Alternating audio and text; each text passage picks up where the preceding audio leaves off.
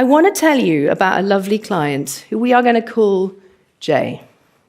And he consults into big tech firms.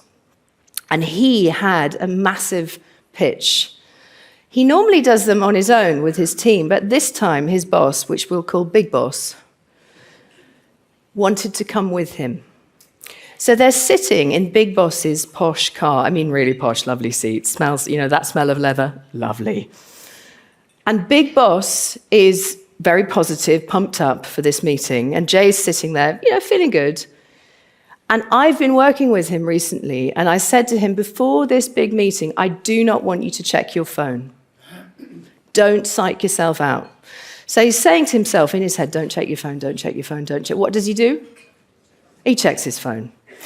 There's 3 emails that flash up as new. There's one from his daughter, which is a dancing cat. There's one from his team, which is fine. And there's one from the client they pitched to last week. He says to himself, what does he say to himself? Don't check the email, don't check the email, don't check the email. Because he knows that it's going to spike him. What does he do? He checks the email. The email says, we regret to tell you that we've gone with the incumbent. This is a difficult moment in their sales year.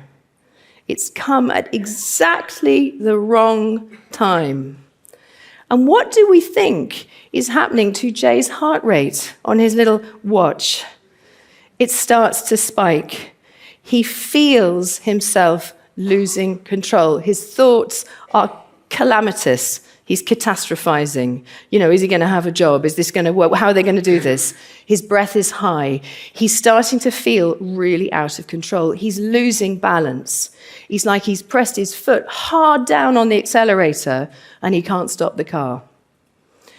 But fortunately for Jay, we had been talking about how to handle this moment only last week.